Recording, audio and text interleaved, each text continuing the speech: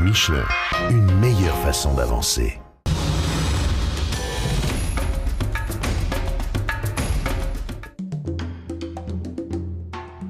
On est parti tôt ce matin de Nazca pour la 4e étape de ce Dakar, la plus longue depuis le départ.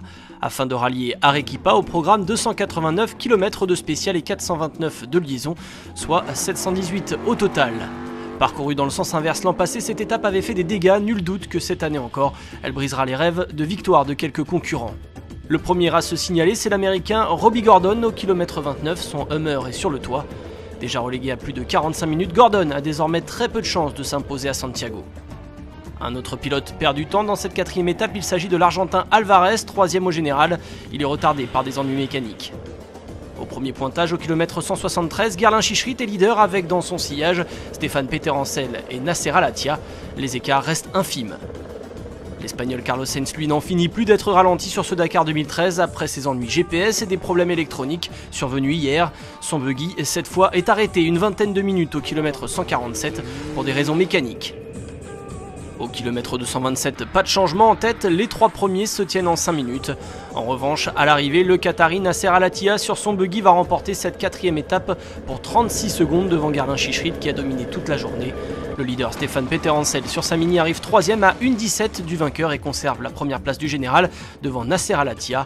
Le Sud-Africain Giniel Devilliers termine 4e de l'étape. Au général, il reste sur le podium à plus de 30 minutes de Peterhansel. Les motards sont partis à l'aube, 5h45 pour être précis. Les premiers partis ont payé pour voir. Au kilomètre 52 déjà, les ouvreurs, Lopez, Gonçalves et Després en tête, accusent déjà du retard, mauvais choix de tracé. Au contraire, les poursuivants, notamment l'Argentin Pizzolito, les Français Pain et Quinsteux, ainsi que l'Espagnol Guel Fares, prennent les commandes. Mais surtout, un homme parti de la 24e position semble avoir choisi la meilleure voie, il s'agit de l'Espagnol Joan Barreda Bort. Après sa déconvenue d'hier, le pilote Husqvarna a le mort aux dents et s'arrache.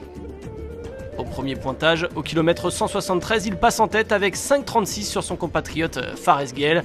Olivier Pain est relégué à 6,47, David Casteux à 8,05 et Cyril Després, leader au général, est à plus de 11 minutes. La tendance ne va pas s'inverser, au contraire, l'avance de Barreda s'accentue, il est dans les traces et en profite. Au deuxième pointage, il est toujours en tête.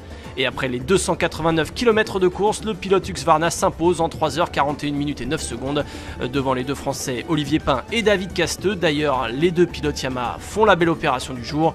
Ils occupent désormais les 2 premières places du classement général devant Cyril Després. Le pilote KTM limite la casse en terminant cette étape à près de 17 minutes du vainqueur.